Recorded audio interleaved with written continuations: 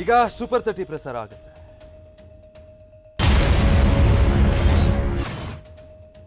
ರಾಜ್ಯ ಸಚಿವ ಸಂಪುಟದ ಬಂಡಾಯ ಶಮನಕ್ಕೆ ಖುದ್ದು ಮುಖ್ಯಮಂತ್ರಿ ಡಿಕೆ ಶಿವಕುಮಾರ್ ಅಖಾಡಕ್ಕಿಳಿದಿದ್ದಾರೆ. ಅಸಮಾಧಾನಿತ ಶಾಸಕರ ಜೊತೆ ಮಾತುಕತೆ ನಡೆಸಿದ್ದಾರೆ. ಹೈಕಮಾಂಡ್ ನಾಯಕರು ಮತ್ತು ಸಿಎಂ ಮನವೊಲಿಕೆ ಬಳಿಕ ಶಾಸಕ ಯಶವಂತರಾಯಗೌಡ ತಮ್ಮ ರಾಜೀನಾಮೆ ವಾಪಸ್ ಪಡೆದಿದ್ದಾರೆ. ಸಚಿವ ಸ್ಥಾನ ಸಿಗದೇ ಇದ್ದಿದ್ದಕ್ಕೆ ಬೇಸರಗೊಂಡು 2 ದಿನ ಹಿಂದಷ್ಟೇ ಸ್ಪೀಕರ್ ಕಚೇರಿಗೆ ಪತ್ರ ರವಾನಿಸಿದ್ದ ಶಾಸಕರು ರಾಜೀನಾಮೆ ಅಂಗೀಕರಿಸುವಂತೆ ಮನವಿಯನ್ನ ಮಾಡಿದ್ರು. ಮಂಗಳವಾರ ರಾತ್ರಿ ಯಶವಂತರಾಯಗೌಡಗೆ ಫೋನ್ ಕರೆ ಮಾಡಿರುವ ಸಿಎಂ ನಿಮ್ಮ ನಿವಾಸಕ್ಕೆ ಬಂದು ಮಾತನಾಡ್ತೇನೆ ಎಂದಿದ್ರು. ಮತ್ತೊಂದೆಡೆ ಲಕ್ಷ್ಮಣ್ ಸವದಿ, ವಿನಯ್ ಕುಲಕರ್ಣಿ ಸೇರಿದಂತೆ ಕೆಲ ನಾಯಕರು ಕೂಡ ಇಂಡಿ ಕ್ಷೇತ್ರದ ಶಾಸಕರ ಜೊತೆ ಮಾತುಕತೆಯನ್ನ ನಡೆಸಿದ್ರು. ಇವತ್ತು ತಮಗೆಲ್ಲ ಗೊತ್ತಿದೆ, ಕರ್ನಾಟಕ ಸರ್ಕಾರದ 2ನೇ ಅವಧಿಯ ಮಂತ್ರಿಮಂಡಲ ರಚನೆಯಾಗಿದೆ. ಪ್ರವಾಸಿ ಮಂದಿರದಲ್ಲಿ ಬೆಳಗ್ಗೆ 10 ಗಂಟೆಗೆ ಭಾಳ ವಿವರವಾಗಿ ನಾನು ಮಾತಾಡ್ತೀನಿ. ಇವತ್ತೊಂದು ದಿವಸ ಅವಕಾಶ ಕೊಡಿ. ಸಚಿವ ಸ್ಥಾನ ಸಿಗದಿದ್ದಕ್ಕೆ ಅಸಮಾಧಾನಗೊಂಡಿರುವ ಶಾಸಕ ಎಂ ಕೃಷ್ಣಪ್ಪ ನಿವಾಸಕ್ಕೆ ಸಿಎಂ ಡಿಕೆ ಶಿವಕುಮಾರ್ ಹಾಗೂ ರಾಜ್ಯ ಕಾಂಗ್ರೆಸ್ ಉಸ್ತುವಾರಿ ರಣದೀಪ್ ಸುರ್ಜೇವಾಲಾ ಭೇಟಿ ನೀಡಿದ್ರು. ಸಚಿವರಾದ ಜಮೀರ್, ಎಚ್ಸಿ ಬಾಲಕೃಷ್ಣ ಸೇರಿ ಹಲವರು ಉಪಸ್ಥಿತರಿದ್ದರು. ಸಿಎಂ ಡಿಕೆ ಶಿವಕುಮಾರ್ ಹಾಗೂ ಸುರ್ಜೇವಾಲಾ ಕೃಷ್ಣಪ್ಪ ಮತ್ತು ಪ್ರಿಯಕೃಷ್ಣ ಜತೆ ಮಾತುಕತೆ ನಡೆಸಿದ್ರು. ಬಳಿಕ ಮಾತನಾಡಿದ ಸುರ್ಜೇವಾಲಾ, ನಾವೆಲ್ಲ ಒಂದು ಕುಟುಂಬ, ಕೃಷ್ಣಪ್ಪ ನಮ್ಮದೇ ಕುಟುಂಬದವರು, ಕುಟುಂಬದಲ್ಲಿ ಬೇಡಿಕೆ ಇದ್ದೇ ಇರುತ್ತೆ ಎಂದ್ರು. ಇನ್ನು ಕೃಷ್ಣಪ್ಪ ಮಾತನಾಡಿ, ಸಿಎಂ ಬಂದಿದ್ರು, ಮಿಸ್ಟೇಕ್ ಆಗಿದೆ, ಸರಿ ಮಾಡ್ತೀನಿ ಅಂದ್ರು. ಸಚಿವ ಸ್ಥಾನ ಹೊರತು ಬೇರೆ ಏನು ಕೊಟ್ಟರು ನಮಗೆ ಒಪ್ಪಿಗೆ ಇಲ್ಲ ಎಂದ್ರು. ಖಂಡಿತವಾಗ್ಲೂ ನಮ್ಮೆಲ್ಲ ಮಿಸ್ಟೇಕ್ ಆಗಿದೆ, ಎಲ್ಲಿ ಮಿಸ್ಟೇಕ್ ಆಗಿದೆ ಅಂತ ಗೊತ್ತಿಲ್ಲ. ಮಿಸ್ಟೇಕ್ ಅಂತೂ ಆಗಿದೆ, ತಪ್ಪಾಗಿದೆ, ಸರಿ ಮಾಡ್ತೀವಿ ಅಂತ. ಸಚಿವ ಸ್ಥಾನಕ್ಕೆ ನಿಮ್ಮ ಆಕಾಂಕ್ಷೆನ ಮುಂದುವರಿಸ್ತಿದ್ದೀರಾ ಅಂದ್ರೆ ನಿಮ್ಮ ಪಟ್ಟಣ ಮುಂದುವರಿಸ್ತೀರಾ ಅಥವಾ ಬೇರೆ ಯಾವ್ದಾದ್ರು ಬೇರೆ ಯಾವುದಿಲ್ಲ. ಸಚಿವ ಸ್ಥಾನನೇ ನೀವು ಪಟ್ಟಿಡಿದ್ದೀರಾ? ಇಲ್ಲ, ಪಟ್ಟಿ ಹಿಡಿಯೋದಲ್ಲ, ವಿ ಡಿಸರ್ವ್ ಇಟ್. ನಾವೇನು ಪಟ್ಟಿ ಹಿಡಿಯೋ ಪ್ರಶ್ನೆ ಏನಿಲ್ಲ, ಗೊತ್ತಾಯ್ತಾ? ನಮ್ಗೆ ಬರಬೇಕಾದ್ರೆ ಬಂದಿಲ್ಲ ಅಷ್ಟೇ, ಅದೇ ತಪ್ಪಾಗಿದೆ ಅಂತ ಹೇಳಿದ್ದಾರೆ. ಸಚಿವ ಸ್ಥಾನ ಕೈತಪ್ಪಿದ್ರಿಂದ ಹೊತ್ತಿದ್ದ ಕಿಚ್ಚು ಕೆಲವೆಡೆ ಸಂಪೂರ್ಣ ಆರಿದ್ರೆ ಇನ್ನು ಕೆಲವೆಡೆ ತಣ್ಣಗಾಗ್ತಿಲ್ಲ. ಮುಖ್ಯಮಂತ್ರಿ ಡಿಕೆ ಶಿವಕುಮಾರ್ ಫೋನ್ ಕರೆ ಮಾಡಿ ಮಾತನಾಡಿದ ಬಳಿಕವೂ ಶಾಸಕ ಎಸ್ಆರ್ ಶ್ರೀನಿವಾಸ್ ಅಸಮಾಧಾನ ತಣಿಯುತ್ತಿಲ್ಲ. ಕೇಂದ್ರ ಸಚಿವ ಕುಮಾರಸ್ವಾಮಿ ಬಗ್ಗೆ ಪ್ರಸ್ತಾಪಿಸಿರುವ ಶ್ರೀನಿವಾಸ್, ಅಂದು ನನ್ನನ್ನ ಕುಮಾರಸ್ವಾಮಿ ಅವರೇ ಕರೆ ಮಾಡಿ ಸಚಿವರನ್ನಾಗಿ ಮಾಡಿದ್ರು ಎಂದಿದ್ದಾರೆ. ನಾನು ಹಿಂದೆ ಕುಮಾರಸ್ವಾಮಿ ಅವರು ಮರೆಯಂಗಿಲ್ಲ, ಕರೆದ್ಬಿಟ್ಟು ಮಾಡಿದ್ರು. ನಾನು ಅವತ್ತು ಸೆಟ್ಲ್ ಆಡಕ್ಕೆ ಹೋಗಿದ್ದೆ. ನನ್ನ ಮೊಬೈಲ್ಗೆ ಅವ್ರು ಪಿ ಎಯಿಂದ ಒಂದು 20-30 ಕಾಲ್ ಮಾಡಿದರು. ಬೇಡ, ವೆಸ್ಟ್ ಎಂಡಿಗೆ ಬಂದರು. ವೆಸ್ಟ್ ಎಂಡ್ ಹೋದೆ.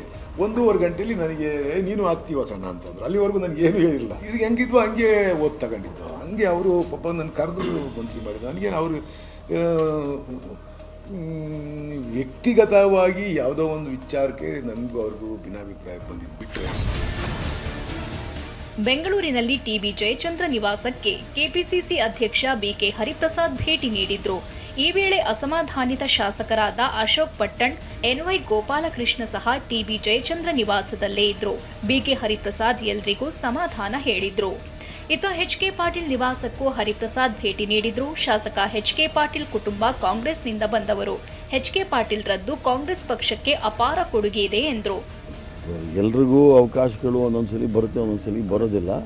ಮುಂದಿನ ದಿನಗಳಲ್ಲಿ ಸರಿ ಹೋಗುತ್ತೆ, ಏನಾದರೂ ಒಂದು ಸರಿ ಹೋಗುತ್ತೆ. ಮುಂದಿನ ದಿನಗಳಲ್ಲಿ ಭಾಳ ದೊಡ್ಡ ಪಕ್ಷ ಅವ್ರು ಅಲ್ಲಿ ಅವ್ರು ಎಲ್ಲಿ ಪಕ್ಷ ಅಂದರೆ ಪಕ್ಷ, ಸರ್ಕಾರ ಅಂದರೆ ಸರ್ಕಾರ, ಅವಕಾಶಗಳು ಭಾಳ ಇರುತ್ತೆ.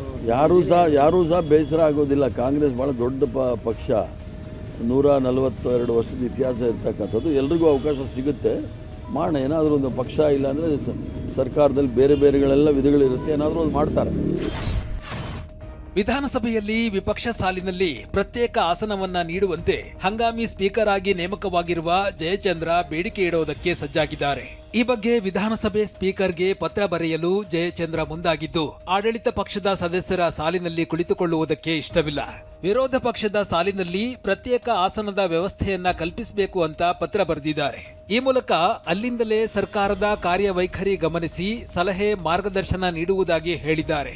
ಬೇಸರ ಆಗಿಲ್ಲ ಅಂತಲ್ಲ, ಬೇಸರ ಆಗಿತ್ತು.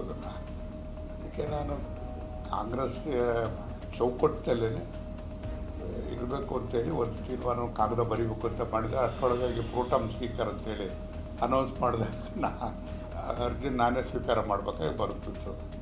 ಸೊ ಹಾಗಾಗಿ ಅದೆಲ್ಲ ಇದು ಕಾಲಾವಕಾಶ ಇದೆ. ಅಸಮಾಧಾನಿತ ಶಾಸಕರ ಮನವೊಲಿಕೆಗೆ ಸಿಎಂ ಹಾಗೂ ಕೆಪಿಸಿಸಿ ಅಧ್ಯಕ್ಷರು ಅಷ್ಟೇ ಅಲ್ಲ, ಖುದ್ದು ಹೈಕಮಾಂಡ್ ನಾಯಕರು ಎಂಟ್ರಿ ಆಗ್ತಿದ್ದಾರೆ. ರಾಜ್ಯ ಕಾಂಗ್ರೆಸ್ ಉಸ್ತುವಾರಿ ರಣದೀಪ್ ಸುರ್ಜೇವಾಲಾ ಅಸಮಾಧಾನಿತ ಶಾಸಕರನ್ನ ಭೇಟಿ ಮಾಡಿ ಮಾತುಕತೆ ನಡೆಸಲಿದ್ದಾರೆ. ಡಿಕೆ ಶಿವಕುಮಾರ್ ಸಚಿವ ಸಂಪುಟದಲ್ಲಿ ಸಿದ್ದರಾಮಯ್ಯನವರ ಬೇಸರದಿಂದ ಮಹಿಳಾ ಕೋಟಾದ ಒಂದು ಸಚಿವ ಸ್ಥಾನ ಖಾಲಿ ಇದೆ. ಈ ಬಗ್ಗೆ ಚರ್ಚಿಸಿ ಸಿದ್ದರಾಮಯ್ಯ ಮನವೊಲಿಸ್ತಾರಾ ಸುರ್ಜೇವಾಲಾ ಅನ್ನೋ ಪ್ರಶ್ನೆ ಎದ್ದಿದೆ. ಉತ್ತರ ಕರ್ನಾಟಕ ಭಾಗದ ಕುರುಬ ಸಮುದಾಯಕ್ಕೆ ಅವಕಾಶ ನೀಡುವಂತೆ ಸಿದ್ದರಾಮಯ್ಯ ಪಟ್ಟು ಹಿಡಿದಿದ್ದಾರೆ. ಇಲ್ಲದಿದ್ದರೆ ವಿಧಾನ ಪರಿಷತ್ ಸದಸ್ಯೆ ಉಮಾಶ್ರೀಯವರನ್ನೇ ಸಚಿವರಾಗಿ ಮಾಡಿ ಅಂತ ಹೇಳಿದ್ದಾರೆ. ಸಿದ್ದರಾಮಯ್ಯ ಪಟ್ಟು ಹಿಡಿದ ಕಾರಣಕ್ಕೆ ಮಹಿಳಾ ಸಚಿವ ಸ್ಥಾನಕ್ಕೆ ತಡೆಯಾಗಿದ್ದು, ಈ ಪರಿಹಾರ ಸೂತ್ರದ ಬಗ್ಗೆ ಸಿದ್ದರಾಮಯ್ಯ ಜೊತೆ ಸುರ್ಜೇವಾಲಾ ಚರ್ಚಿಸುವ ಸಾಧ್ಯತೆಗಳಿದೆ. ಸಚಿವ ಸ್ಥಾನಕ್ಕಾಗಿ ಅಸಮಾಧಾನದ ಕಿಚ್ಚು ತಣ್ಣಗಾಗುತ್ತಿರುವುದರ ಮಧ್ಯೆ ಕಾಂಗ್ರೆಸ್ ನಾಯಕರದ್ದು ಎನ್ನಲಾದ ಆಡಿಯೋ ಒಂದು ವೈರಲ್ ಆಗಿದೆ. ಬಾಗಲಕೋಟೆ ಜಿಲ್ಲಾಧ್ಯಕ್ಷ ನಂಜಯ್ಯನಮಠ ಹಾಗೂ ಮಾಜಿ ಸಚಿವ ತಿಮ್ಮಾಪುರ ಮಾತನಾಡಿದ್ದಾರೆ ಎನ್ನಲಾದ ಆಡಿಯೋ ವೈರಲ್ ಆಗಿದ್ದು ಸಾಕಷ್ಟು ಕೋಲಾಹಲಕ್ಕೆ ಕಾರಣವಾಗಿದೆ.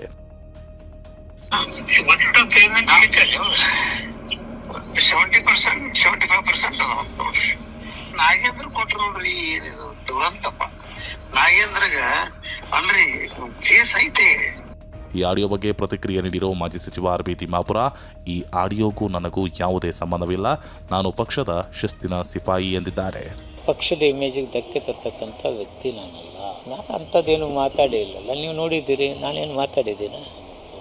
ಸುಖ ಸುಮ್ಮನೆ ನನ್ನ ಹೆಸರು ಹೇಳುತ್ತಾರೆ. It's not good also. ಯಾರು ಮಾತಾಡಿದ್ದಾರೆ, ಏನಿದ್ದಾರೆ ಅಂತ ತಾವು ನೋಡಿದ್ದೀರಿ. ನಾನೇನು ಮಾತಾಡಿದ್ದೀನಿ? ಯಾರು ಹೈಕಮಾಂಡ್ ಬಗ್ಗೆ ನಾನು ಕೆಟ್ಟದಾಗಿ ಮಾತಾಡಿದ್ದೀನಿ?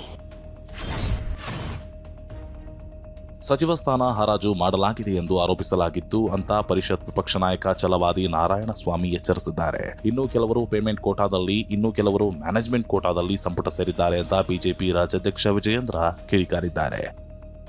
ಹೀಗೆ ಅನೇಕರು ಒಬ್ಬೊಬ್ಬರದೂ ಈಗ ಹೊರಗೆ ಬರಲಿಕ್ಕೆ ಪ್ರಾರಂಭ ಆಗಿದೆ. ಅಂದ್ರೆ ಒಟ್ಟಾರೆ ಈ ಒಂದು ಮಿನಿಸ್ಟ್ರಿಯಲ್ ಪೋಸ್ಟ್ಗಳನ್ನ ಹರಾಜಿಗಿಟ್ಟಿದ್ರು ಅಂತ ನಾವೇನು ಹೇಳಿದ್ವಿ, ಅದು ಈಗ ಹೆಚ್ಚು ಕಡಿಮೆ ಸಾಬೀತಾಗಿದೆ. ರೇಟ್ ಫಿಕ್ಸ್ ಆಗದೆ ಡೇಟ್ ಫಿಕ್ಸ್ ಆಗ್ತಾ ಇಲ್ಲ, ರೇಟ್ ಫಿಕ್ಸ್ ಆಗದೇನೆ ಡೇಟ್ ಫಿಕ್ಸ್ ಆಗ್ತಾ ಇಲ್ಲ. ಒಂದು ಪೇಮೆಂಟ್ ಕೋಟಾದಲ್ಲಾರು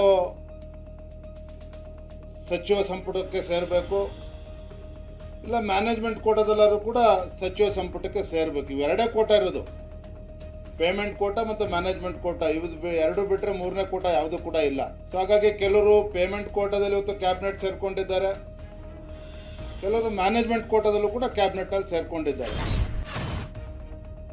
ಸಂಪುಟ ವಿಸ್ತರಣೆ ಬೆನ್ನಲ್ಲೇ ಖಾತೆಗಾಗಿ ಪೈಪೋಟಿ ಶುರುವಾಗಿದೆ. ಸಮಾಜ ಕಲ್ಯಾಣ ಇಲಾಖೆ ಮೇಲೆ ಮೂವರು ನಾಯಕರು ಕಣ್ಣಿಟ್ಟಿದ್ದಾರೆ. ಆಹಾರ ಖಾತೆ ಬದಲು ಸಮಾಜ ಕಲ್ಯಾಣ ಖಾತೆ ನೀಡುವಂತೆ ಮುನಿಯಪ್ಪ ಲಾಬಿ ನಡೆಸುತ್ತಿದ್ದು, ಶಿವರಾಜ ತಂಗಡಿಗೆ ಕೂಡ ಇದೇ ಖಾತೆಗೆ ಒತ್ತಾಯಿಸಿದ್ದಾರೆ. ಇನ್ನು ಪಿಎಂ ನರೇಂದ್ರ ಸ್ವಾಮಿ ಕೂಡ ಸಮಾಜ ಕಲ್ಯಾಣ ಖಾತೆಗಾಗಿ ಪ್ರಯತ್ನ ನಡೆಸುತ್ತಿದ್ದಾರೆ. ಇವತ್ತು ಖಾತೆ ಹಂಚಿಕೆ ಮಾಡುವ ಬಗ್ಗೆ ಸಿಎಂ ಹೇಳಿದ್ರು ಅಂತ ಸಚಿವ ರಾಮಲಿಂಗಾರೆಡ್ಡಿ ಹೇಳಿದ್ದಾರೆ. ಮಾಡ್ತಾರೆ, ಇವತ್ತು ಮಾಡ್ತೀನಿ ಅಂತ ಹೇಳಿದ್ರು. ಟೌನ್ಶಿಪ್ ವಿರೋಧಿಸಿ ಆಗಸ್ಟ್ 9, 10 ಮತ್ತು 11ರಂದು 3 ದಿನಗಳ ಪಾದಯಾತ್ರೆಗೆ ಜೆಡಿಎಸ್ ಮುಂದಾಗಿದೆ. ಜೆಡಿಎಸ್ ಕಚೇರಿಯಲ್ಲಿ ನಡೆದ ಪೂರ್ವಭಾವಿ ಸಭೆಯಲ್ಲಿ ಹೋರಾಟದ ಕಾರ್ಯತಂತ್ರಕ್ಕೆ ಅಂತಿಮ ರೂಪ ನೀಡಲಾಗಿದೆ. ಇವತ್ತು ಪಕ್ಷದ ಮುಖ್ಯ ಕಚೇರಿಯಲ್ಲಿ ಶಾಸಕರು, ಮಾಜಿ ಶಾಸಕರು, ನಮ್ಮ ಎಲ್ಲ MLCಗಳು ಸೇರಿದಂತೆ ಪಕ್ಷದ ಎಲ್ಲ ಪ್ರಮುಖ ಮುಖಂಡರು, ಜಿಲ್ಲಾಧ್ಯಕ್ಷರು, ಪದಾಧಿಕಾರಿಗಳು ಎಲ್ಲ ಕೂತು ಚರ್ಚೆ ಮಾಡ್ಕೊಂಡಿದ್ದೇವೆ. ಇದು ಇಡೀ ಜನತಾದಳ ಪಕ್ಷ ಅವತ್ತಿನ ದಿನ 3 ದಿನಗಳ ಕಾಲ ರೈತರ ಜೊತೆಯಲ್ಲಿ ಪಾದಯಾತ್ರೆಯಲ್ಲಿ ಭಾಗವಹಿಸ್ತಕ್ಕಂಥದ್ದಕ್ಕೆ ಎಲ್ಲರೂ ಕೂಡ ಉತ್ಸಾಹಕತೆಯಿಂದ ಕೈ ಜೋಡಿಸ್ತಾರೆ. ಇನ್ನು ಶನಿವಾರ ಜೆಡಿಎಸ್ ಜೊತೆ ಸಭೆ ನಡೆಸಿ ಜಂಟಿ ಹೋರಾಟಕ್ಕೆ ಅಂತಿಮ ರೂಪ ನೀಡಿದ್ದೀವಿ ಅಂತ ವಿಪಕ್ಷ ನಾಯಕ ಆರ್ ಅಶೋಕ್ ಹೇಳಿದ್ದಾರೆ. ಕರ್ನಾಟಕ ಸರ್ಕಾರದ ಮೇಕೆದಾಟು ಯೋಜನೆಯನ್ನ ತಮಿಳುನಾಡು ಡಿಎಂಕೆ ಪಕ್ಷ ವಿರೋಧಿಸಿದೆ. ರಾಜ್ಯಸಭೆಯಲ್ಲಿ ಡಿಎಂಕೆ ಸಂಸದ ತಿರುಚಿ ಶಿವ ಮೇಕೆದಾಟು ಯೋಜನೆ ವಿರೋಧಿಸಿ ತುರ್ತು ಚರ್ಚೆಗೆ ಪಟ್ಟು ಹಿಡಿದ್ರು. ನಿಯಮ 267ರ ಅಡಿ ಕಾವೇರಿ ವಿಚಾರವಾಗಿ ಚರ್ಚೆಗೆ ಮನವಿ ಮಾಡಿದ್ದಾರೆ. ಮೇಕೆದಾಟು ಯೋಜನೆ ತಡೆಯಲು ಮಧ್ಯಸ್ಥಿಕೆ ಮಂಡಳಿ ರಚನೆಗೆ ಆಗ್ರಹಿಸಿದ್ದಾರೆ. ಇನ್ನು ತಮಿಳುನಾಡು ವಿಧಾನಸಭೆಯಲ್ಲಿ ಮೇಕೆದಾಟು ಯೋಜನೆ ವಿರುದ್ಧ ನಿರ್ಣಯ ಅಂಗೀಕರಿಸಲಾಗಿದೆ. ಈ ಬಗ್ಗೆ ಪ್ರತಿಕ್ರಿಯೆ ನೀಡಿದ ಸಚಿವ ರಾಮಲಿಂಗಾರೆಡ್ಡಿ, ಮೇಕೆದಾಟು ಯೋಜನೆ ತಡೆಯಲು ತಮಿಳುನಾಡಿಗೆ ಅಧಿಕಾರ ಇಲ್ಲ, ನಾವು ಮೇಕೆದಾಟು ಯೋಜನೆ ಮಾಡ್ತೀವಿ ಅಂತ ಜಲಸಂಪನ್ಮೂಲ ಸಚಿವ ರಾಮಲಿಂಗಾರೆಡ್ಡಿ ಹೇಳಿದ್ರು. ಅವರು ರಾಜಕೀಯ ಕಾರಣಗಳಿಗೋಸ್ಕರ ಅಲ್ಲಿ ನಿರ್ಣಯ ಮಾಡ್ಕೊಳ್ತಾರೆ. ಇದಕ್ಕೆ ಹಿಂದೆನೂ ಕೂಡ ಅಸೆಂಬ್ಲಿನಲ್ಲಿ ಒಂದು 20 ದಿವಸಕ್ಕೆ ಮುಂಚೆ ಇರಬೇಕು, ಆಗಲೂ ಕೂಡ ನಿರ್ಣಯ ಮಾಡ್ಕೊಂಡಿದ್ರು ಮೇಕೆದಾಟು ಅಣೆಕಟ್ಟು ಕಟ್ಟಬಾರದು ಅಂತ. ಅವ್ರಿಗೂ ನಾವು ಕಟ್ಟುವಂತ ಅಣೆಕಟ್ಟು ನಿಲ್ಲಿಸುವಂತ ಅಧಿಕಾರ ತಮಿಳುನಾಡು ಇಲ್ಲ. ರಾಜ್ಯದಲ್ಲಿ ನಡೀತಾ ಇರುವ ಮತದಾರರ ಪಟ್ಟಿ ಪರಿಷ್ಕರಣೆ ಮತ್ತು ಗಣತಿ ಕುರಿತು ಮುಖ್ಯ ಚುನಾವಣಾಧಿಕಾರಿ ಅನ್ಬುಕುಮಾರ್ ಸುದ್ದಿಗೋಷ್ಠಿ ನಡೆಸಿದ್ರು. ರಾಜ್ಯಾದ್ಯಂತ ಈಗಾಗಲೇ ಒಟ್ಟು 5,54,32,314 ಎನ್ಯುಮರೇಷನ್ ಫಾರ್ಮ್ಗಳನ್ನು ವಿತರಣೆ ಮಾಡಲಾಗಿದೆ. ಈ ಪೈಕಿ 4,43,04,632 ಅರ್ಜಿಗಳ ಡಿಜಿಟಲೀಕರಣ ಕಾರ್ಯ ಮುಕ್ತಾಯವಾಗಿದೆ. ರಾಜ್ಯದಲ್ಲಿ 16,30,12 ಮತದಾರರು ಎಸ್ಐಆರ್ ಪ್ರಕ್ರಿಯೆಗೆ ಗೈರಾಗಿದ್ದಾರೆ. 66,64,943 ಮತದಾರರು ಶಾಶ್ವತವಾಗಿ ಸ್ಥಳಾಂತರಗೊಂಡಿದ್ದಾರೆ. 16,30,872 ಮತದಾರರು ಮೃತಪಟ್ಟಿದ್ದಾರೆ. 6,89,904 ಮತದಾರರು 2 ಕಡೆ ಮತದಾನದ ಹಕ್ಕು ಹೊಂದಿದ್ರು. ಹೀಗೆ ಗೈರಾದವರು, ಸ್ಥಳಾಂತರಗೊಂಡವರು, ಮೃತಪಟ್ಟವರನ್ನ ASDDO ಅಂತ ವರ್ಗೀಕರಿಸಲಾಗಿದೆ. ಹೀಗೆ ವರ್ಗೀಕರಿಸಲಾದ 1 ಕೋಟಿಗೂ ಹೆಚ್ಚು ಮತದಾರರು ಮತಪಟ್ಟಿಯಿಂದ ಹೊರಗುಳಿಯುವ ಸಾಧ್ಯತೆ ಇದೆ. ಇನ್ನು ಬೆಂಗಳೂರಿನಲ್ಲಿ ಅತಿ ಹೆಚ್ಚು ಮತದಾರರು ಮತದಾನದಿಂದ ಹೊರಗುಳಿಯುವ ಸಾಧ್ಯತೆ ಇದೆ. ಯಾಕೆಂದ್ರೆ ಚುನಾವಣಾ ಆಯೋಗ ನೀಡಿದ ಮಾಹಿತಿ ಪ್ರಕಾರ ಬೆಂಗಳೂರು ನಗರ ಜಿಲ್ಲೆಯಲ್ಲಿ 45% ಮತದಾರರು ನಾಪತ್ತೆಯಾಗಿದ್ದಾರೆ. ಬೆಂಗಳೂರು ಉತ್ತರದಲ್ಲಿ 47% ಮತದಾರರು ನಾಪತ್ತೆಯಾಗಿದ್ರೆ ಬೆಂಗಳೂರು ಕೇಂದ್ರದಲ್ಲಿ 48% ಮತದಾರರು ನಾಪತ್ತೆಯಾಗಿದ್ದಾರೆ. ಬೆಂಗಳೂರು ದಕ್ಷಿಣದಲ್ಲಿ 51% ಮತದಾರರು ನಾಪತ್ತೆಯಾಗಿದ್ದಾರೆ. ಅಂದ್ರೆ ಇವರೆಲ್ಲ ಬೇರೆ ಕಡೆಗೆ ಸ್ಥಳಾಂತರಗೊಂಡವರು, ಮೃತಪಟ್ಟವರು ಅಥವಾ ಟ್ರೇಸ್ ಆಗದೇ ಇರೋರು ಅಂತ ಚುನಾವಣಾಧಿಕಾರಿಗಳು ಮಾಹಿತಿ ನೀಡಿದ್ದಾರೆ. ಜೆಪಿಎಸ್ಸಿ ಮತ್ತು ಜಿಎಸ್ಸಿ ಪರೀಕ್ಷೆಯಲ್ಲಿ ಅಕ್ರಮ ಆರೋಪ ಹಿನ್ನೆಲೆ ಜಾರ್ಖಂಡ್ನಲ್ಲಿ ವಿದ್ಯಾರ್ಥಿ ಸಂಘಟನೆಗಳು ನಡೆಸುತ್ತಿರುವ ಪ್ರತಿಭಟನೆ 2 ವಾರಗಳನ್ನು ಪೂರೈಸಿದೆ. ಪ್ರತಿಭಟನೆ ನೇತೃತ್ವ ವಹಿಸಿರುವ ವಿದ್ಯಾರ್ಥಿ ನಾಯಕ ದೇವೇಂದ್ರನಾಥ್ ಮಹ್ತೋ ಜುಲೈ 3ರಿಂದ ಅನಿರ್ದಿಷ್ಟಾವಧಿ ಉಪವಾಸ ಸತ್ಯಾಗ್ರಹ ನಡೆಸುತ್ತಿದ್ದಾರೆ. ಈ ಪ್ರತಿಭಟನೆಗೆ ಶಿಕ್ಷಣ ತಜ್ಞ ಸೋನಂ ವಾಂಗ್ಚುಕ್ ಬೆಂಬಲ ನೀಡಿದ್ದಾರೆ. ದೇವೇಂದ್ರನಾಥ್ ಮಹತೋ ಜೊತೆ ವಿಡಿಯೋ ಕಾಲ್ನಲ್ಲಿ ಮಾತನಾಡಿದ ಸೋನಂ ವಾಂಗ್ಚುಕ್ ನೀರು ಸೇವಿಸುವಂತೆ ಮನವಿ ಮಾಡಿದ್ದಾರೆ. ಸೋನಂ ವಾಂಗ್ಚುಕ್ ಮನವಿ ಬಳಿಕ ದೇವೇಂದ್ರನಾಥ್ ನೀರನ್ನಷ್ಟೇ ಸೇವಿಸಿ ಉಪವಾಸ ಮುಂದುವರಿಸಿದ್ದಾರೆ. ಇನ್ನು ನಾವು ಸಹ ಪ್ರತಿಭಟನೆಯಲ್ಲಿ ಭಾಗಿಯಾಗ್ತೀವಿ, ವಿದ್ಯಾರ್ಥಿಗಳ ಜೊತೆಗೆ ನಾವು ನಿಲ್ತೀವಿ ಅಂತ ಸಿಜೆಪಿ ಸಂಸ್ಥಾಪಕ ಅಭಿಜಿತ್ ದಿಬ್ಕೆ ಹೇಳಿದ್ದಾರೆ. ವಿದ್ಯಾರ್ಥಿ ಪ್ರತಿಭಟನೆಯಲ್ಲಿ ಭಾಗಿಯಾಗಿದ್ದವರನ್ನ ಲೋಕಸಭಾ ವಿಪಕ್ಷ ನಾಯಕ ರಾಹುಲ್ ಗಾಂಧಿ ಭೇಟಿಯಾಗಿದ್ದಾರೆ. ಭೇಟಿ ಬಳಿಕ ಮಾತನಾಡಿದ ರಾಹುಲ್ ಗಾಂಧಿ ಪ್ರತಿಭಟನೆಯಲ್ಲಿ ಭಾಗಿಯಾದವರು ಕಿರುಕುಳ, ಹಿಂಸಾಚಾರ, ಚಿತ್ರಹಿಂಸೆಯನ್ನ ಎದುರಿಸುತ್ತಿದ್ದಾರೆ ಎಂದಿದ್ದಾರೆ. और इनका कहना है कि इन्होंने किसी पर हिंसा नहीं की, मगर इनका नॉन स्टॉप हरासमेंट हो रहा है. इनको धमकाया गया और इन पर लाठियां चलाई गई, इनको मारा गया.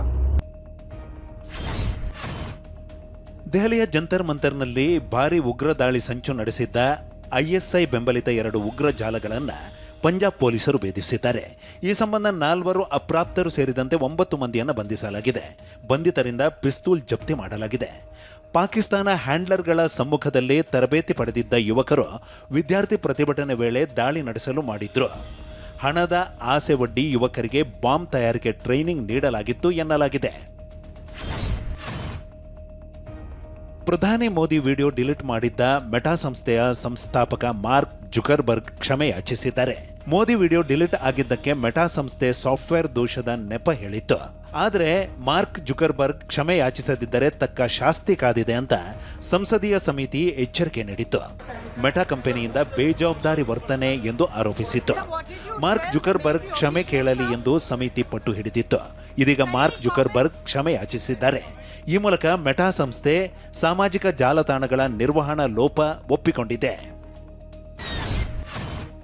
ಅನಧಿಕೃತ ಬೈಕ್ ಟ್ಯಾಕ್ಸಿ ನಿಷೇಧ ಮತ್ತು 1 ಸಿಟಿ 1 ರೇಟ್ ಜಾರಿಗೆ ತರುವಂತೆ ಸಂಘಟನೆಗಳು ಪಟ್ಟು ಹಿಡಿತಿದ್ದಂತೆ ಸಾರಿಗೆ ಇಲಾಖೆ ಅಧಿಕಾರಿಗಳು ಅಲರ್ಟ್ ಆಗಿದ್ದಾರೆ. ನಗರದ 11 ಆರ್ಟಿಒ ಕಚೇರಿಗಳ ವ್ಯಾಪ್ತಿಯಲ್ಲಿ 1 ವಾರಗಳ ಕಾಲ ಬೈಕ್ ಟ್ಯಾಕ್ಸಿಗಳ ವಿರುದ್ಧ ವಿಶೇಷ ಕಾರ್ಯಾಚರಣೆ ಆರಂಭಿಸಿದ್ದಾರೆ. ಇಲ್ಲಿಯವರೆಗೂ 150ಕ್ಕೂ ಹೆಚ್ಚು ಬೈಕ್ ಟ್ಯಾಕ್ಸಿಗಳನ್ನ ಸೀಸ್ ಮಾಡಿದ್ದಾರೆ. ಕೆಪಿಎಸ್ಸಿ ಹಾಗೂ ಪಶುವೈದ್ಯಕೀಯ ನೇಮಕಾತಿ ಅಕ್ರಮ ವಿರೋಧಿಸಿ ಫ್ರೀಡಂ ಪಾರ್ಕ್ನಲ್ಲಿ ಎಬಿವಿಪಿ ಮತ್ತು ವಿದ್ಯಾರ್ಥಿಗಳು ಪ್ರತಿಭಟನೆ ನಡೆಸಿದ್ದಾರೆ. ವಿದ್ಯಾರ್ಥಿಗಳು offer closes soon, KPSC job scam, jobs for sale, youth on fail ಅಂತ ಬರೆಯಲಾದ ಪೋಸ್ಟರ್ ಹಿಡಿದು ಪ್ರತಿಭಟನೆ ನಡೆಸಿದ್ದಾರೆ. ಸಿಎಂ ರಾಹುಲ್ ಗಾಂಧಿ ಮತ್ತು ಪ್ರಿಯಾಂಕಾ ಗಾಂಧಿ ಅವರ ಫೋಟೋಗಳಿರುವ ವ್ಯಂಗ್ಯ ಚಿತ್ರದ ಪೋಸ್ಟರ್ಗಳನ್ನು ಪ್ರದರ್ಶಿಸಿ ಆಕ್ರೋಶ ವ್ಯಕ್ತಪಡಿಸಿದ್ದಾರೆ. ತಮಿಳುನಾಡು ಹಣಕಾಸು ಸಚಿವ ಎನ್ ಮೇರಿ ವಿಲ್ಸನ್ ವಿಧಾನಸಭೆಯಲ್ಲಿ ಟಿವಿಕೆ ಸರ್ಕಾರದ ಮೊದಲ ಬಜೆಟ್ ಮಂಡಿಸಿದ್ದಾರೆ.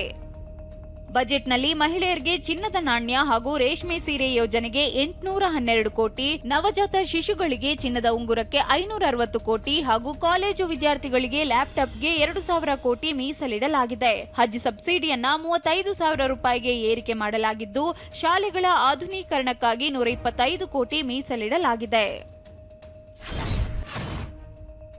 ಪ್ರಸ್ತುತ ಸಂಪೂರ್ಣ ಉಚಿತವಾಗಿರುವ ಯುಪಿಐ ವಹಿವಾಟುಗಳಿಗೆ ಸದ್ಯದಲ್ಲೇ ಶುಲ್ಕ ಬೀಳುವ ಸಾಧ್ಯತೆ ಇದೆ. ಈ ಬಗ್ಗೆ ಮಾತನಾಡಿರೋ ಆರ್ಬಿಐ ಗವರ್ನರ್ ಸಂಜಯ್ ಮಲ್ಹೋತ್ರಾ ಸರ್ಕಾರ ಕಾಯ್ದೆ ತಿದ್ದುಪಡಿ ಮಾಡ್ತಿದೆ ಎಂದಿದ್ದಾರೆ. ಸಾಮಾನ್ಯ ಗ್ರಾಹಕರಿಗೆ ಅಥವಾ ಸಣ್ಣ ವ್ಯಾಪಾರಿಗಳಿಗೆ ಯಾವುದೇ ತೊಂದರೆ ಇಲ್ಲ. ಬದಲಿಗೆ 2,000ಕ್ಕಿಂತ ಹೆಚ್ಚಿನ ವಹಿವಾಟು ನಡೆಸುವ ದೊಡ್ಡ ವ್ಯಾಪಾರಿಗಳಿಗೆ ಮರ್ಚೆಂಟ್ ಡಿಸ್ಕೌಂಟ್ ರೇಟ್ ಶುಲ್ಕ ವಿಧಿಸಲು ಸರ್ಕಾರ ಮುಂದಾಗಿದೆ.